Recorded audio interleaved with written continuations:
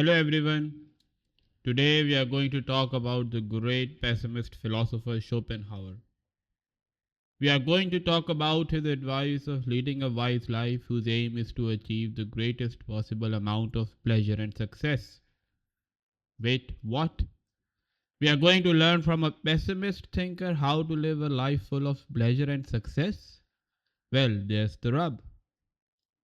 Our attitude towards Schopenhauer is quite telling, especially amongst the academics. He is considered a jester with white wavy hair because of the image that is usually attributed to him each time, who said that existence is suffering and made a lot out of it. Earlier on, we did a video on Einstein, and we saw how he was inspired by Schopenhauer's insights regarding human psyche. If Einstein read Schopenhauer closely, then he must be looked at with serious attention, and there are good reasons for that. Schopenhauer is a magnificent writer. His writing style is very simple yet powerful. He does not complicate what he wants to say, which gives a remarkable clarity to his writing style. But it must be remembered that the task of analyzing existence is not easy at all, and talking about it in itself twists and turns our tongue so much that we can't think straight. Therefore, only a thinker who has spent his lifetime thinking and formulating his position can be at ease in expressing his opinions, just as we find it in Schopenhauer's writings. It must be remembered that he was Hegel's contemporary, which means that he was always under the radar, given Hegel's fame. He had already made his mark in 1818 when he published his magnum opus, The World as Will and Representation, to which he made further extensions in 1844. But after he had made his name as a philosopher of existence as suffering, in 1851 he published an interesting collection of essays whose title reads Essays on the Wisdom of Life. We are going to focus on the first essays of this book because they give us a different picture of his worldview, his Weltanschauung, so to say. What does he want to say in these essays? Let's read the first lines of his introduction that informs us what he would like to do in them. It reads, quote open, "In these pages I shall speak of the wisdom of life in the common meaning of the term, as the art, namely, of ordering our lives so as to obtain the greatest possible amount of pleasure and success, an art, the theory of which may be called eudaimonology, for it teaches us how to lead a happy existence." Quote close. Most of the listeners might be a bit surprised at what he has said here. Eudaimonia and Schopenhauer together? How is that possible? Read closely. He explains that the wisdom of life is the art of ordering our lives. In this description, he is following closely Aristotle, whom he also mentions later. He agrees with Aristotle that the ultimate aim of every human being is the eudaimonic state. It has always been so since the appearance of the Nicomachean ethics in the philosophical world. Just as the Socratic position can be summarized in the words unreflective life is not worth living, in the same manner Aristotelian position can be summarized in the words unordered life is not worth living. But this theory that you call eudaimonology still has the smell of happiness in it, Schopenhauer. How will you reconcile it with your earlier descriptions of existence as suffering? He acknowledges this concern and explains, quote open, "In elaborating the scheme of a happy existence, I have had to make a complete surrender of the higher metaphysical and ethical standpoint to which my own theories lead. And everything I shall say here will to some extent rest upon a compromise. In so far, that is, as I take the common standpoint of every day and embrace the error which is at the bottom of it. My remarks, therefore, will possess only a qualified value, for the word eudaimonology is a euphemism. Further, I make no claims to completeness, partly because the subject is inexhaustible, and partly because I should otherwise have to say over again what has been already said by others." Quote close. So he is making a compromise to an extent. Granted, But has anything changed in opposition? Schopenhauer. These essays seem to address the general non philosophic public, the common man, so to say. For a philosopher or a reader who spends time reading philosophy, it is not hard to derive meaning and passion from the fact that existence is suffering. In fact, it becomes at times soothing because the world around us confirms that suffering is the rule and happiness is the exception. Therefore, study of suffering is a better guide to live a fulfilling life in this absurd world. This does not at all mean that he won't do philosophy here. The first philosophical concept he discusses is the duality of the inner and the outer world and how they are related to well being. He explains, quote open, and it is an obvious fact which cannot be called in question that the principal element in a man's well being, indeed in the whole tenor of his existence, is what he is made of, his inner constitution. For this is the immediate source of that inward satisfaction or dissatisfaction resulting from the sum total of his sensations, desires, and thoughts, whilst his surroundings, on the other hand, exert only a mediate or indirect influence upon him. This is why the same external events or circumstances affect no two people alike. Even with perfectly similar surroundings, everyone lives in a world of his own. For a man has immediate apprehension only of his own ideas, feelings, and volitions. The outer world can influence him only insofar as it brings these to life. The world in which a man lives shapes itself chiefly by the way in which he looks at it, and so it proves different to different men. To one it is barren, dull, and superficial. To another rich, interesting, and full of meaning. Quote close. The primary source of our satisfaction or dissatisfaction is our inner constitution. The stuff in our minds, our sensations, desires, and thoughts, as Schopenhauer puts it, the stuff that each one of us has direct access to. There is no mediation in the originating of desire and its feeling. We only feel a desire, we do not feel its origination, even if it is stimulated from an exogenous source. But none of us feels the same desire. Every external stimulus to which we attend creates an internal stimulus, and the latter is never the same, even though the former can be the same. We are prisoners of the content of our consciousness. That does not just include mere perceptions, but also the chain of reactions originating from them. He further explains that, quote open, in plain language, every man is pent up within the limits of his own consciousness and cannot directly get beyond those limits any more than he can get beyond his own skin. So external aid is not so much of use to him. On the stage, one man is a prince, another a minister, a third a servant or a soldier or a general, and so on. Mere external differences, the inner reality, the kernel of all these appearances is the same. A poor player with all the anxieties of his lot. In life, it is just the same. Quote close. Our gaze on the world outside is mediated by our inner consciousness. It is transformed by the anxieties, desires, hopes, and past experiences. These all combine to formulate a phenomenological whole. They are like mirrors in a kaleidoscope arranged differently in each one of us. The sensations from the outside world are packaged and tossed around this play of mirrors, which are then felt in a specific way by every individual. Every experience having a stamp of his or her own individuality sealed on it. Now look at the simple, smooth description of this phenomenon from the sage himself.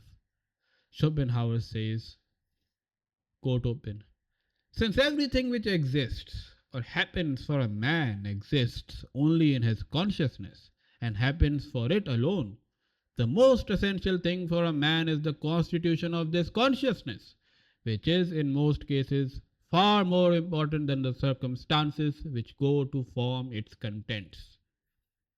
Quote close. From a simple description of how we experience the world, he turns our attention to our consciousness, the only thing we are in complete control of, and how we can improve it, and consequently our lives.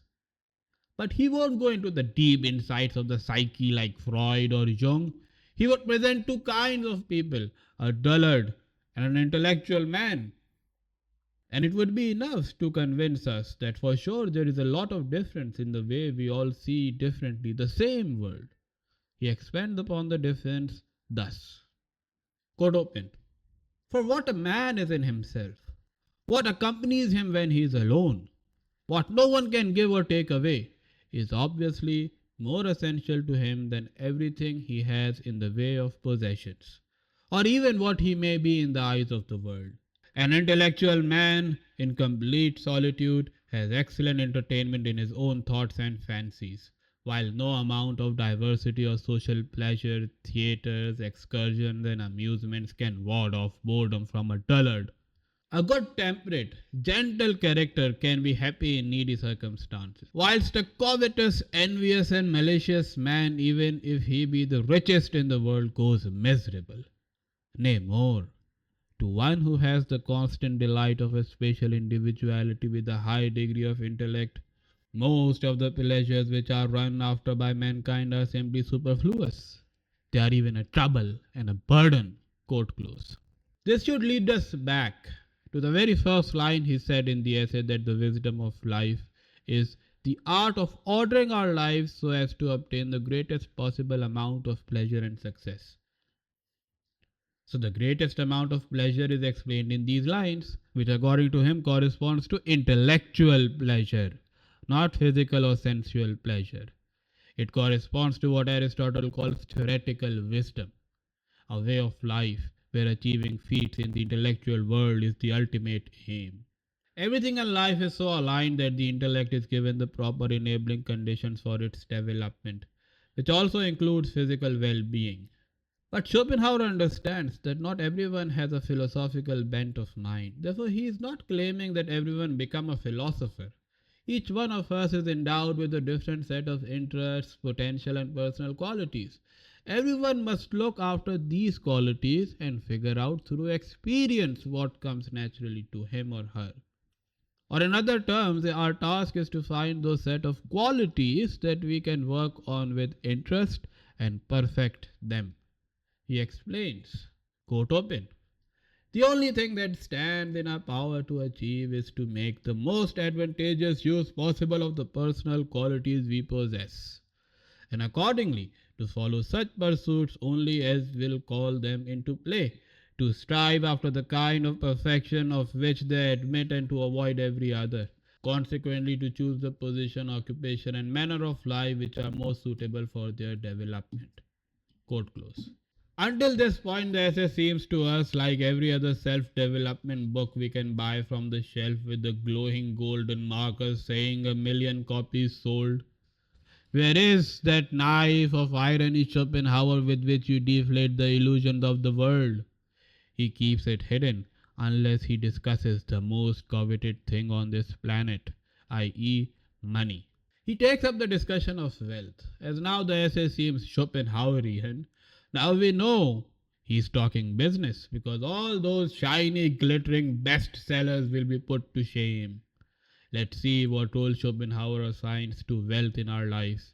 He continues, quote open, wealth, in the strict sense of the word, that is, great superfluity, can do little for our happiness.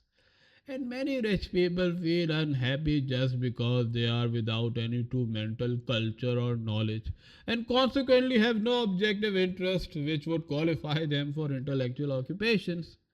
For beyond the satisfaction of some real and natural necessities, all that the possession of wealth can achieve has a very small influence upon our happiness.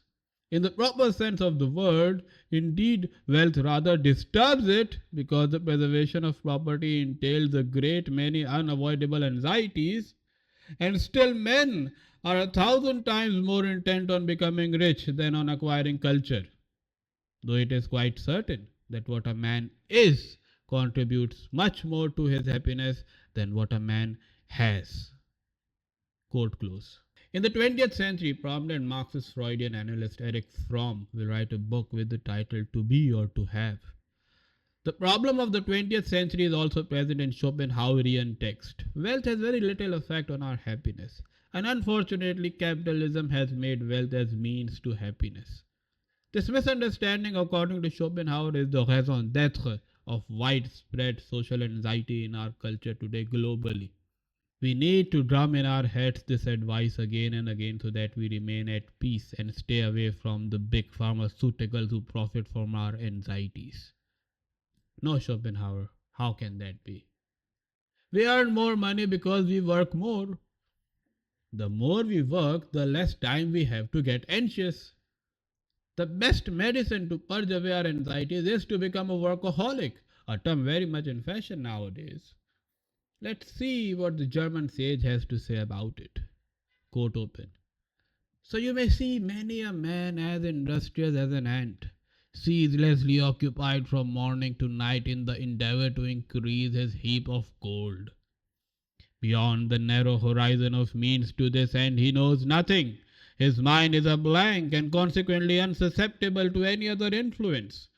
The highest pleasures, those of the intellect, are to him inaccessible, and he tries in vain to replace them by the fleeting pleasures of sense in which he indulges, lasting but a brief hour and at tremendous cost.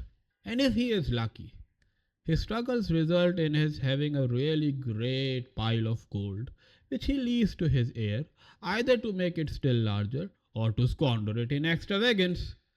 A life like this, though pursued with a sense of earnestness and an air of importance, is just as silly as many other which has a fool's cap for its symbol. Quote close. Poof. At times, that's the sound one hears at the back of the mind after reading his phrases like these. Whether one agrees or disagrees with Schopenhauer, the flow of his pen gets to us. We want to get convinced of what he is saying, just because of the calm demeanor he maintains in explaining and arguing for his position. Nothing is needed to add to this advice. It is as best explained as it could be. There are no happy endings for Schopenhauer. In fact, there are no happy beginnings for him as well. We need to read Schopenhauer not to become sad, but to stay sane. He seems to be the only one making any sense in this world full of suffering and atrocities. I conclude with his words that might make us bear the widespread wickedness in our world and perhaps keep us sane.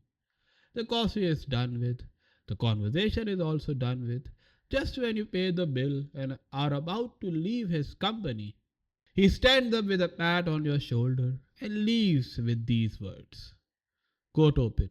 In general, indeed, the wise in all ages have always said the same thing, and the fools who at all times form the immense majority have in their way too acted alike, and done just the opposite. And so it will continue. For as Voltaire says, we shall leave this world as foolish and as wicked as we found it on our arrival. Quote close. Thank you, everyone.